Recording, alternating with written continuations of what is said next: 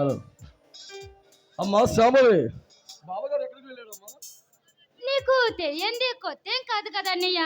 ఈ పేద రైతులకు భూములు పంచాలన్నదే తన ఆశయం. ఆ పని మీద కలెక్టర్ గారిని కలవడానికి వెళ్ళాడన్నయ్య. చూడు చెల్లెమ్మా, తవ్వితే కొండలైనా కరిగిపోతాయి.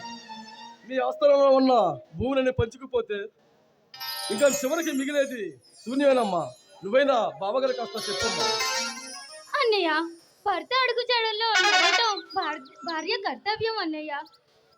కానీ తరతరాలుగా ఈ ఆస్తిని, ఈ ప్రజల్ని నమ్ముకున్న వాళ్ళని మోసం చేయటం చాలా తప్పన్నయ్య.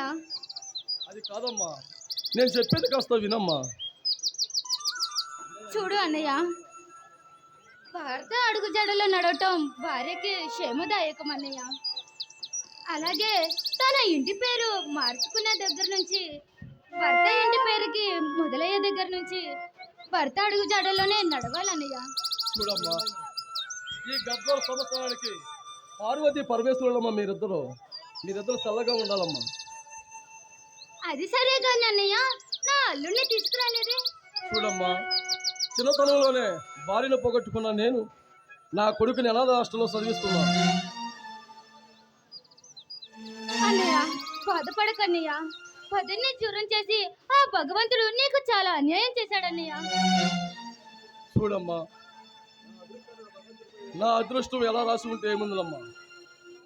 నిన్ను మంచి ఐషతలో పెట్టాలని ఎన్నో కళ్ళగన్నాను.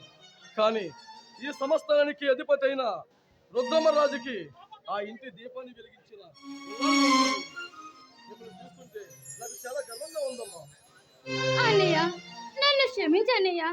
నీకు చెప్పకోకుండా ఆ దుర్గవరాజుని పెళ్లి చేసుకున్నానన్నయ్య.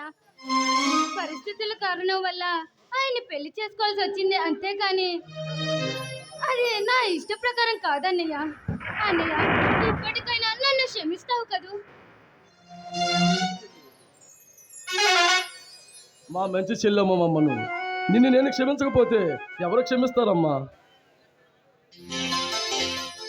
అన్నయ్య, ఉండు, కాసేపట్లో ఆయన వస్తారు.